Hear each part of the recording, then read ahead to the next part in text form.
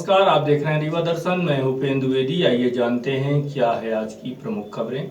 महाराष्ट्र के औरंगाबाद में ट्रेन हादसे में 16 श्रमिकों की मौत। प्रदेश सरकार ने गहरा दुख जताते हुए श्रमिकों को मुआवजा दिए जाने की घोषणा। पूर्व विधायक ने धार्मिक स्थलों को खोले जाने समेत मंदिर पहुंचने का किया आह्वान। पहुंचे चिरौला मंदिर। रतहरा तालाब का अतिक्रमण हटाने गए नगर निगम अमले को लौटना पड़ा खाली। और अस्पताल में उपचार नहीं किए जाने से नाराज व्यक्ति सड़क पर लेटकर किया सड़क जाम। इन खबरों को आगे हम विस्तार से देखते हैं।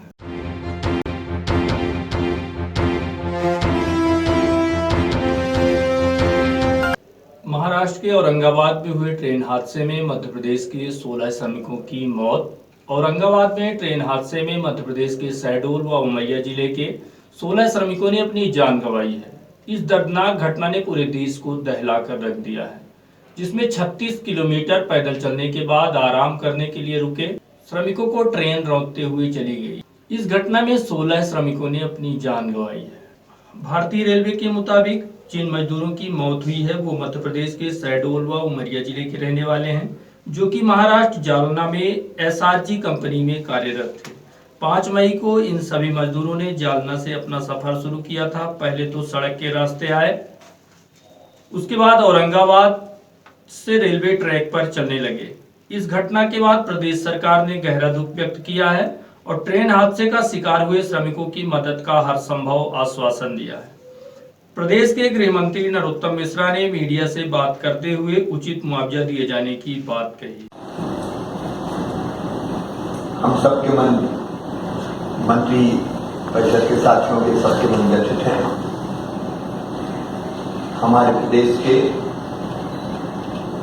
16 हमारे मजदूर साथी हमारे बीच एक रेल हादसे में नहीं रहे थे। हमारी एक मंत्री सुश्री मीना सिंह जी अधिकारियों की टीम का नेतृत्व करते हुए औरंगाबाद पहुंची हैं और वहां से सभी जो घायल मजदूर साथी हैं उनके इलाज की व्यवस्था, जो असमय काल के काल में समा गए हैं उनके पार्थिव शरीर को लाने की व्यवस्था वहां से करवा रहे हैं। उनके पार्थिव शरीर ट्रेन से जबलपुर लाने की योजना बनाई है और इसके बाद वहां से सड़क मार्ग से शहडोल और उनके अपने गांव पहुंचाए जाएंगे। व्यवस्थाएं हम सारी करेंगे, लेकिन जो चले गए हैं उनको हम वापस लौटा नहीं सकते। सरकार ने फैसला किया है 5-5 लाख रुपया राहत राशि के रूप में उनके परिवारों को दिए जाएंगे। रेल मंत्री जी से भी मैंने आग्रह किया कि रेलवे भी उनकी सहायता करें, उनकी हर संभव सहायता की जाएगी। घटना की जांच के आदेश भी रेल मंत्री जी से मैंने आग्रह किया था, उन्होंने दे दिए। लेकिन आज हम सबके मन बहुत भारी और व्यथित हैं। दुख की इस घड़ी में हम उन मजदूर साथियों के परिवार के साथ खड़े हैं। भगवान दिवंगत आत्मा को शांति दे और उनके परिवारों को ये गहन दुख सहन करने की क्षमता दे, यही प्रार्थना करते हैं। और अब 1 मिनट मौन रहकर हम उनकी आत्मा की शांति के लिए प्रार्थना करेंगे, श्रद्धा के सुमन अर्पित करेंगे।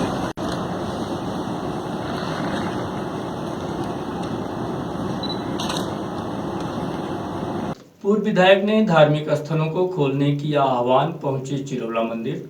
कांग्रेस नेता व पूर्व विधायक सुखेंद्र सिंह बन्ना ने केंद्र व राज्य सरकार पर कई गंभीर आरोप लगाते हुए कहा है कि धर्म के नाम पर राजनीति करने वाली भाजपा भगवान को भी भूल गई है। लॉकडाउन के नाम पर भगवान के मंदिर व सभी धार्मिक स्थल बंद करना और बाजार के साथ पूरे देश भर में मदिरा दुकानें खोलना कहाँ का न्याय है।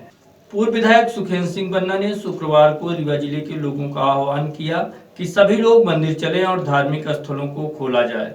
वहां भी लोग सोशल डिस्टेंसिंग का पालन करते हुए भगवान की पूजा आराधना एवं हवन पूजा करेंगे। हमें इस कोरोना से मुक्ति मिलेगी।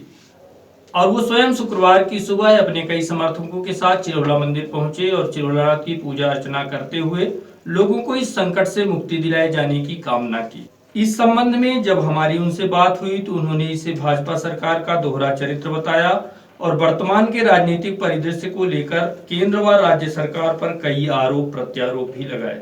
इतना ही नहीं, श्री बन्ना ने साधु संतों समेत धर्मावलंबियों पर भी कई सवाल उठाए कि आखिर सभी लोग धार्मिक स्थलों को खुलवाने के मामले में क्यों चुप्पी साधे हुए। ये आप जानते हैं लगभग 1-1.5-2 महीने से कोरोना जैसी वैश्विक महामारी पूरे विश्व में है और हमारे भारत देश में भी, और जैसा उसको देखते हुए देश के प्रधानमंत्री ने लॉकडाउन लगाया। आज पूरे देश की जनता में अफरा तफरी मची हुई है, खासकर मजदूर वर्ग पैदल चल रहा है, गाड़ियों से आ रहा है, लगातार मौतें हो रही हैं और एक्सीडेंट हो रहे हैं, सांप काट रहे हैं। अभी 17 मौतें हुई, आप देखें। उनकी आत्मा को ईश्वर शांति दे, वो अपने उनकी लाशें सकुशल घर पहुंच जाए, यही बहुत बड़ी बात है। और दूसरी तरफ सरकार ने इस लॉकडाउन के नाम पर पूरी तरह से जनता का शोषण कर रही है। अभी आप देखो, हाल ही में मदिरालय खोल दिए गए जिसमें इतनी बड़ी भीड़ इकट्ठा हो रही है। सब्जी के लिए, दूध के लिए, दवाई के लिए मारपीट हुई, पता नहीं कितने लोग मारे गए। लेकिन शराब की दुकानें खोल दी गई और लगातार भीड़ बढ़ाई गई। ये हमारे समझ के परे। तो मुझे इस बात को ये लगा कि जब मदिरालय खुले और जो भारत की स्थिति है इस समय, हर वर्ग परेशान है, व्यापारी परेशान है, युवा वर्ग परेशान है, मजदूर परेशान है। मैं धन्यवाद देना चाहता हूँ श्रीमती सोनिया गांधी जी का कि उन्होंने ऐलान किया कि भारत के मजदूरों को सकुशल आप ट्रेनों से, बसों से घर पहुँचाएं, उसका भाड़ा मैं दूंगा। उन्होंने देना भी शुरू कर दिया है। तब तो जा कर के कुछ मजदूर घर पहुँच रहे हैं। और जो मजदूर सरकार ने वादा किया कि हम उनको घर पहुँचाएंगे, हमने इसकी बात उठाई थी, वो थी, लेकिन उन मजदूरों को न खाते में पैसे डाले और न ही जो बसों से आए उनसे पैसे लगातार वसूले जा रहे हैं। ये बड़े सब बातों को देख करके मुझे ये लगा कि इस भारत को, जो चाहे केंद्र सरकार हो, चाहे हमारी प्रदेश की सरकार हो, चाहे बगल की सरकारें हों, ये सिर्फ राम नाम के नाम पर वोट लेने का काम किया और सत्ता पर काबिज होने का काम किया, और सत्ता पर है भी केंद्र से लेकर के प्रदेशों तक, लेकिन राम के नाम का दुरुपयोग किया है। अब मुझे ये लगता है कि इनका राम से भी विश्वास उठ गया है, अब खुद राम भी इनका साथ छोड़ चुके हैं। इसलिए भारत की जनता में हलचल मच गई है, जनता परेशान है, कहीं कुछ भी हो रहा है, कहीं कुछ भी हो रहा। तो मुझे ये लगा कि हम लोगों को बजरंगबली चिरौलानाथ का दर्शन करना चाहिए। कम से कम हम लोग रीवा को सुरक्षित करें। और मुझे ये भी लगता है कि जो हमारे देश के साधु संत हैं, मैं कोई प्रश्न चिन्ह उठाने लायक नहीं हूँ, न उनके ऊपर कोई बात करने लायक हूँ, लेकिन उनको इस बड़े मुद्दे पर बात करना चाहिए कि साधु संत जब तक पूजा पाठ में पूरी तरह से हवन नहीं करेंगे तब तक देश के हालात सुधरने वाले नहीं हैं। और मैं समझता हूँ कि हालत बहुत बिगड़ चुके हैं। सिर्फ ईश्वर ही बचा सकता है और रीवा को तो चिरौलानाथ स्वामी बचा सकते हैं। यही इसीलिए हम सोचे कि मंदिर जाएं और उनसे अनुनय विनय किए और हमने किया। और आगे देखिए क्या होता है। ईश्वर सबका भला करे, कोरोना की महामारी नष्ट हो, यही। कोरोना संकट को लेकर लगातार 1.5 महीने तक लॉकडाउन रहा। उसके बाद जैसे जैसे मरीजों की संख्या बढ़ती गई वैसे वैसे लॉकडाउन कम होता गया और इस समय तो बाहर से इतनी भीड़ आ रही है जो बहुत बड़ा संकट पैदा करने वाली है। उस पर क्या देखिए क्या है, यह लॉकडाउन थोपा हुआ लॉकडाउन है। देश के प्रधानमंत्री नरेंद्र मोदी जी को चाहिए था कि पहले मजदूरों को घर सुरक्षित भिजवाते, इसके बाद वो लॉकडाउन लगाते और बाहर से लोगों को बुलाते जो विदेशों में थे।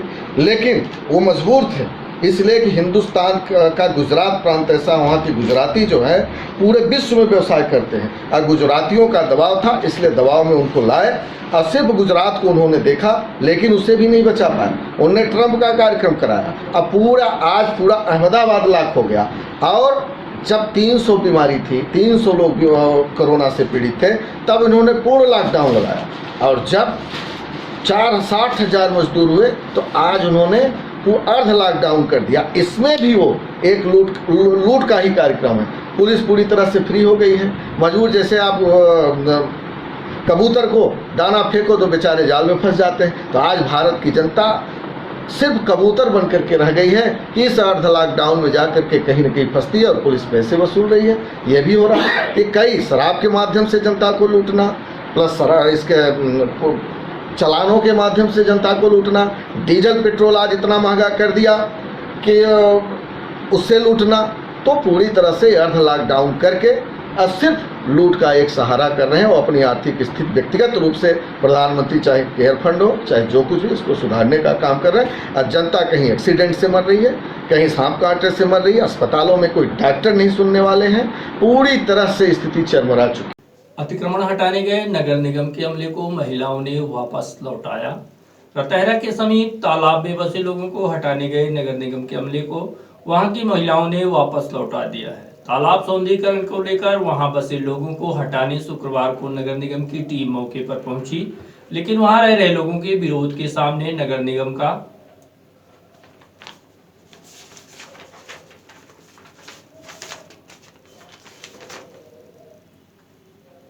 अमला वहां नहीं टिक पाया और उसे वहां से वैरंग लौटना पड़ा। अब देखना यह होगा कि नगर निगम प्रशासन इस दिशा में क्या ठोस कदम उठाता है। मध्य प्रदेश सरकार नगरीय प्रशासन द्वारा पुनर्घनत्वीकरण योजना के तहत रानी तालाब व चिरौरा तालाब की तरह सौंदर्यीकरण किए जाने को लेकर नगर निगम प्रशासन रतहरा तालाब में फैले अतिक्रमण को हटाने पहुंचा, जिसके बाद वहां रह रहे लोगों ने इस बात का विरोध जताते हुए वहां से नगर निगम की टीम को वापस कर दिया। वहीं नगर निगम का इस मामले में मानना है कि वहां रह रहे लोगों की व्यवस्था प्रधानमंत्री आवास योजना, आईपीडी योजना सहित कई योजनाओं में मकान आवंटित किए गए हैं। इसके बाद भी लोगों की सुविधाओं को देखते हुए नगर विकास का काम कराए जाने हैं, लोगों को कोई असुविधा ना हो और विकास कार्य भी ना रुके, इस दिशा में आगे कार्य किया जाएगा। अब के करवा के लड़का तो हम कहां से जाई, कहां जाई, लड़ाई घोड़ा में नहीं आए।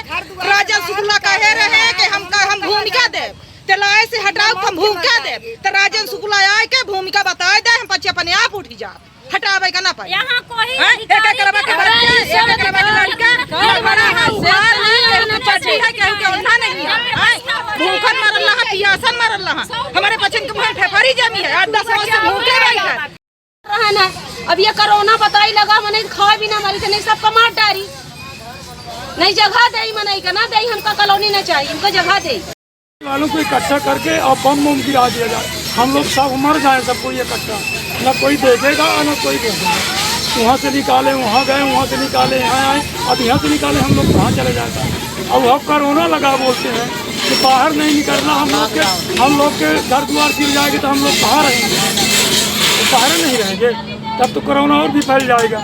तो हम लोग सुविधा से रहें, यानी हम लोगों की जान से मारा जाता है, बड़ी मजदूरी कहीं करेंगे, लड़का बच्चा पाल लेंगे। अस्पताल में उपचार के लिए मना करने पर मरीज सड़कों पर लेटकर किया सड़क जाम। विगत 2 माह पूर्व चाकू लगने से घायल हुए युवक को संजय गांधी अस्पताल में उपचार के लिए लाया गया था, लेकिन चिकित्सकों ने कहा कि कोरोना के बाद इलाज कराने आना। इस बात से नाराज चाकू लगने से घायल युवक को उसके परिजनों ने सड़क पर लेटाकर सड़क को जाम कर विरोध जताया। सिरमौर के ग्राम कोल्हा का रहने वाला पीड़ित रामजन साकेत संजय गांधी अस्पताल उपचार कराने पहुंचा, जिसे 2 माह पूर्व चाकू लगा था, जिसका ऑपरेशन हुआ था। जिसके बाद उसे पुनः 1 माह में इलाज के लिए बुलाया गया था, लेकिन कोरोना संक्रमण की वजह से चिकित्सकों द्वारा बाद में आने को कहा गया, जिससे मरीज रामजन साकेत सड़क में लेट गया और सड़क को जाम कर दिया। तकरीबन आधे घंटे तक चले इस हंगामे के बाद मौके पर पहुंची पुलिस ने उचित आश्वासन देते हुए मामले को शांत कराया। क्या हो गया है सर? 2 महीना से इनको 22 तारीख को चाकू लगा है, ठीक है ना? तो हमारे ये है रिश्तेदार हैं, तो 22 तारीख को चाकू लगा है, अब 25 को मैंने वो करवाया है, ऑपरेशन करवाया है। अब बोले थे 1 महीने बाद आप लेकर आइए, लॉकडाउन में 1 महीने बाद लेकर आइए, तो हमने लेकर आया, लेकिन यहाँ 10 दिन से भर्ती कर रहे हैं, कोई दवा नहीं करते, गाली देते, गाली गुप्ता करते हैं डॉक्टर। डॉक्टर साहब को दिखा के हटो, जब कोरोना खत्म हो तब आना। कौन है आपकी? हमारे आदमी है साहब, हाथ जोड़ी के क्या हो गया? क्या है तकलीफ? क्या है? तकलीफ हुआ 25 तारीख को इसको चाकू मार दिए रहे गाँव के। यहाँ ले आता ऑपरेशन भाई बड़ी ऑपरेशन अब बुखार पकड़ ले आए थे तो भगा दे रहे थे जब कोरोना हटी तब आएंगे देखेंगे। क्या नाम आपका? राम बाई साकेत सिरमार पलहा सिरमार तहसील हमारा। रीवा कमिश्नर ने स्कूल शिक्षा विभाग की जूम ऐप से ली समीक्षा बैठक। शुक्रवार को रीवा कमिश्नर डॉक्टर अशोक कुमार भार्गव ने रीवा संभाग के स्कूल शिक्षा विभाग के अधिकारियों की कमिश्नर कार्यालय में बैठक लेते हुए अति आवश्यक दिशा निर्देश जारी किए। डॉक्टर भार्गव द्वारा यह समीक्षा बैठक जूम ऐप वीसी के माध्यम से ली गई। रीवा संभाग को प्रदेश भर में प्रथम स्थान दिलाने की दिशा में रीवा कमिश्नर डॉक्टर अशोक कुमार भार्गव लगातार प्रयासरत हैं। इसी दिशा में लॉकडाउन व सोशल डिस्टेंसिंग को ध्यान में रखते हुए उनके द्वारा शुक्रवार को कमिश्नर कार्यालय से ही जूम वीसी के माध्यम से स्कूल शिक्षा विभाग में संभाग भर के जिम्मेदार अधिकारियों की समीक्षा बैठक ली और उन्हें इस संबंध में आवश्यक दिशा निर्देश जारी किए। इस दौरान JD, DEO, DPC, DIET, ADPC, APC, academic, BRC, BEd, BEO, BAC, CTI अपने अपने मोबाइल फोन व लैपटॉप कंप्यूटर के माध्यम से समीक्षा बैठक में शामिल हुए। जूम ऐप द्वारा वीडियो कॉन्फ्रेंस के माध्यम से सभी बीआरसीसी, बीएसी, सीएसी और डाइट के जो फैकल्टी थी उनके साथ हुई है। उसके पहले एक बैठक जूम वीडियो कॉन्फ्रेंसिंग से ही रीवा संभाग की हुई है, जिसको आयुक्त श्रीमान भार्गव महोदय ने रीवा संभाग के समस्त डीओ, डीपीसी, बीआरसीसी से जूम ऐप के द्वारा वीडियो कॉन्फ्रेंसिंग की, जिसमें कोरोना की इस भीषण विपरीत परिस्थितियों में बच्चों की शिक्षा में निरंतरता रुचिपूर्वक बनी रहे, उस हेतु निर्देशित किया है। हमारे शिक्षा विभाग में एक अभिनव पहल हुई है कि इस विपरीत परिस्थितियों में बच्चों को शिक्षा के प्रति संलग्न करे रहें, तो डीजी लैब एक प्रोग्राम जारी किया है, जिसमें समस्त कक्षा 1 से लेकर 8 तक कक्षावार जनशिक्षा केंद्रवार ग्रुप बना है, जिसमें यह प्रयास है कि सभी बच्चों को या उनके अभिभावकों को उसमें जोड़ा जाए और प्रतिदिन कक्षा वार और विषयवार, एक दिन गणित की, एक दिन अंग्रेजी की, एक दिन हिंदी की, इस तरह से कंटेंट भेजे जाते हैं। वह कंटेंट उनके तक पहुँचे, वो पढ़े, उसमें उनकी रुचि जगे, उनकी आ रही कठिनाइयों को शिक्षक दूर करें व्हाट्सएप के माध्यम से। इसी के प्रयास हेतु माननीय कमिश्नर महोदय ने पहले मीटिंग ली, उन्हीं के निर्देशानुसार फिर डाइट प्राचार्य के सहयोग से, डाइट प्राचार्य के नेतृत्व में हम लोगों ने जिला रीवा के जिले भर के बीएससी, बीआरसीसी और सीएससीओं से वीडियो कॉन्फ्रेंसिंग द्वारा इस योजना को सफल बनाने के लिए अथक प्रयास करने हेतु वीडियो कॉन्फ्रेंसिंग की है, उनको निर्देशित दिया है और उसकी समीक्षा बैठक हर सप्ताह अब होगी। अगली समीक्षा बैठक सोमवार। जिले में लास्ट ईयर में 1,86,000 कक्षा 1 से 8 तक के छात्रों की मैपिंग हुई थी, जिसमें से अभी तक 39,000 बच्चों को हम जोड़ पाए हैं। यह कठिन काम है, क्योंकि सभी के पास एंड्रॉयड मोबाइल नहीं है। एंड्रॉयड मोबाइल है तो सिर्फ बात करने का वो रिचार्ज कराए हुए हैं। अपना प्रयास ये है कि अधिक से अधिक लोगों को पहले जिनके पास है उनको जोड़ लें और उनके माध्यम से फिर ये जो कोविड-19 की नियमों का पालन करते हुए ग्रुप वाइज थोड़ा सा ये प्रयास करेंगे कि एक बच्चे के पास है तो उसके साथ 2 बच्चे पढ़ें, अभिभावक उनको मोबाइल उपलब्ध कराएं। और बहुत सारे इनोवेशन प्रदेश में हो रहे हैं। कुछ मंदिरों में जो लगे हुए लाउड स्पीकर है, मस्जिदों में जो लगे हुए लाउड स्पीकर हैं, उनके माध्यम से चालू करके बच्चों को पढ़ाया संदेशा जा रहा है। टेलीविज़न पे 11 तारीख से दूरदर्शन मध्य प्रदेश सरकार के समझौता हुआ है, तो ये पढ़ाई के कंटेंट क्लासेस 9 से 12 लगेंगी, तो वो प्रयास किया जाए। शिक्षकों की भूमिका ये है कि जो व्हाट्सएप ग्रुप बना हुआ है, तो प्रदेश का बना हुआ है, तो प्रदेश के ग्रुप में जिला के अधिकारी हैं, समस्त जिले के। जो जिला का ग्रुप बना हुआ है उसमें विकासखंड के अधिकारी हैं। जो विकासखंड का ग्रुप बना हुआ है उसमें क्लस्टर, जो हमारे कुछ विद्यालयों के 15-15, 25-25, 30-30 विद्यालयों के क्लस्टर बनाए गए, उनके अधिकारी हैं। और जो क्लस्टर के लेवल का ग्रुप बना है उसमें टीचर्स हैं। और जो स्कूल लेवल पे व्हाट्सएप ग्रुप बना हुआ हर कक्षा की, उसमें सारे शिक्षक हैं और सारे विद्यार्थियों को उनको जोड़ने के हेतु निर्देशित किया गया है कि अधिक से अधिक विद्यार्थियों को जोड़ें। और उसमें शिक्षक ही मेन कड़ी है। शिक्षक बच्चों ग्रुप में जुड़े बच्चों को कंटेंट उपलब्ध कराता है। ग्रुप जब वो कंटेंट आता है तो पहले शिक्षक स्वयं पढ़ता है, उसको पढ़ना चाहिए, नहीं पढ़ता है तो उससे संबंधित वो नोट्स बनाए, बच्चों को सवाल दे, बच्चों से सवाल पूछे, उनको होमवर्क दे और बच्चों की आ रही कठिनाइयों को वो दूर करे। और कमिश्नर साहब ने तो ये भी निर्देशित किया है कि जो टीचर्स घर घर जा कर के मध्याह्न भोजन का अनाज बांट रहे हैं, वो उनसे इस बारे में भी चर्चा करें कि डीजी लैब से पढ़ाई के लिए कोई दिक्कत तो नहीं आ रही, प्रेरित करें और उनकी वहाँ पे अगर कोई समस्या है तो उसे भी दूर करें। स्पेशल ट्रेन के द्वारा पुणे से रीवा पहुंचे प्रवासी लॉकडाउन की वजह से बाहर फंसे प्रवासियों को उनके गंतव्य तक पहुंचाने की दिशा में केंद्र व राज्य सरकारें निरंतर कार्य कर रही हैं, जिसके लिए बाकायदा बस व ट्रेनें भी चलाई जा रही हैं, जिनके माध्यम से सुरक्षित बाहर फंसे लोगों को उनके गंतव्य तक पहुंचाया जा रहा है। गत दिवस मुंबई महाराष्ट्र से मध्य प्रदेश के बाहर फंसे प्रवासियों को स्पेशल ट्रेन द्वारा रीवा लाया गया। उसके बाद दूसरे दिन आज फिर यानी शुक्रवार को उर्ली पुणे से स्पेशल ट्रेन के माध्यम से बाहर फंसे मध्य प्रदेश के 1093 लोगों को रीवा लाया गया, जिनकी समुचित व्यवस्था प्रशासन द्वारा कर उन्हें उनके गंतव्य तक पहुंचाया जाएगा। इस संबंध में एसडीएम फरीन खान से बात की गई तो उन्होंने बताया कि पुणे से 1093 लोगों को लाया गया है, जिसमें 550 लोग रीवा के हैं।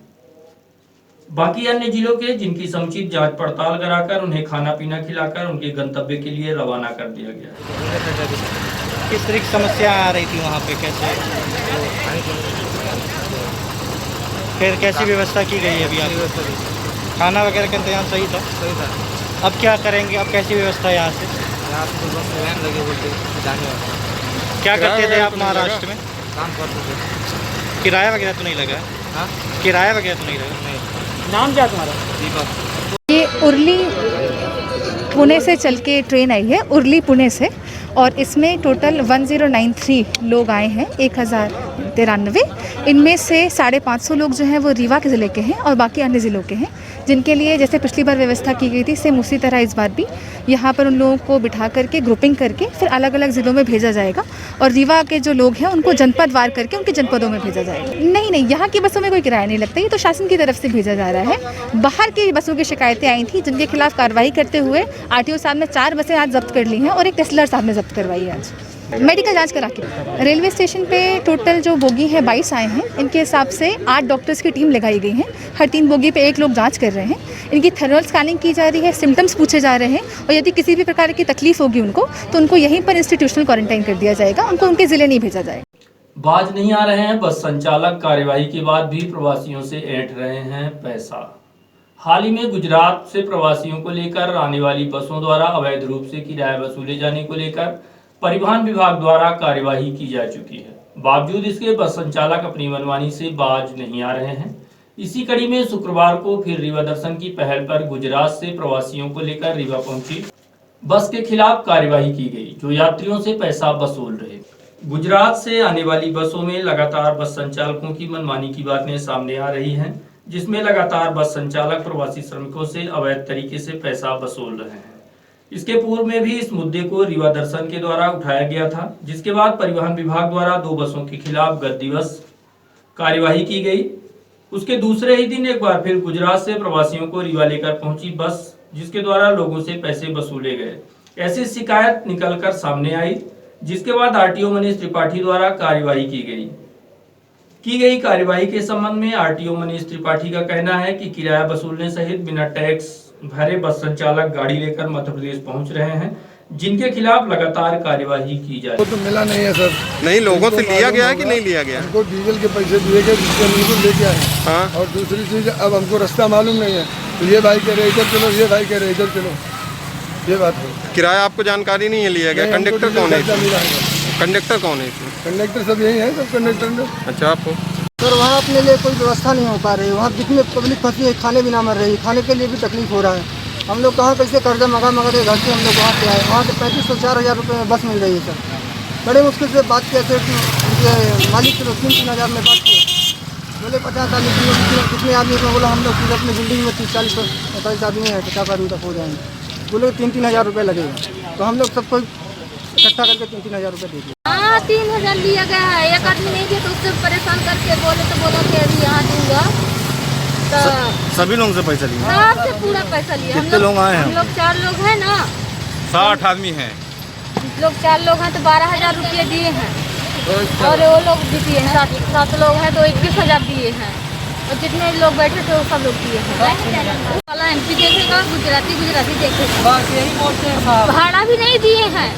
ऐसी गाड़ियां जो कि कॉमर्शियली चल रही हैं, लोगों से किराया लेके आ रही हैं और टैक्स नहीं पे कर रही हैं, तो हम नियम विरुद्ध मानते हैं और ऐसी गाड़ियों पे कार्रवाई जारी है। कल भी गाड़ी जब्त हुई थी, परसों जब्त हुई थी, आज भी कार्रवाई चल रही है, लगातार ये कार्रवाई चलती है, जब्त किया गया है। देखिए, मध्य प्रदेश शासन किसी भी तरीके की कोई भी किराया किसी से नहीं लेता है। ऐसी गाड़ी जो बाहर से आ रही हैं तो उनको लिए बहुत ज़रूरी है, या बाहर से आ रहे हैं और किराया लेके आ रहे हैं तो फिर आप नियम का पालन करिए, उस नियम के तहत उनको यहाँ टैक्स कटाना बहुत ज़रूरी है। तो बिना टैक्स पे किए आ रहे हैं, इसलिए इन पे कार्रवाई की जा रही है। अगर ऐसी स्थिति है, बिल्कुल हमारे भी जानकारी में आ रही है, इसलिए उनको जब्त किया गया है और लगातार इन पे कार्रवाई जारी रहेगी। सर किनके ऊपर कार्रवाई हो रही है? जो बस ऑपरेटर्स ऐसे हैं जो कि गुजरात से डायरेक्ट सूरत से अपने यहाँ आ रहे हैं और लोगों से पैसा ले रहे हैं, और खासतौर पर ऐसे विषय जहाँ पर ओवरलोड भी आ रहे हैं तो ओवरलोड की भी चालानी कार्रवाई हो रही है, और प्लस जो है उन जो टैक्स की चोरी करके आ रहे हैं उन पर भी टैक्स वसूला जा रहा है। और अब चलने से पहले एक नजर आज की प्रमुख खबरें एक बार फिर। महाराष्ट्र के औरंगाबाद में ट्रेन हादसे में 16 श्रमिकों की मौत। प्रदेश सरकार ने गहरा दुख जताते हुए श्रमिकों को मुआवजा दिए जाने की घोषणा। पूर्व विधायक ने धार्मिक स्थलों को खोलने समेत मंदिर पहुंचने किया आह्वान, पहुंचे चिरौला मंदिर। रतहरा तालाब का अतिक्रमण हटाने गए नगर निगम अमले को लौटना पड़ा खाली। और अस्पताल में उपचार नहीं किए जाने से नाराज व्यक्ति सड़क पर लेटकर किया सड़क जाम। तो ये थी आज की प्रमुख खबरें। देखते रहिए युवा दर्शन, दीजिए हमें इजाजत, नमस्कार।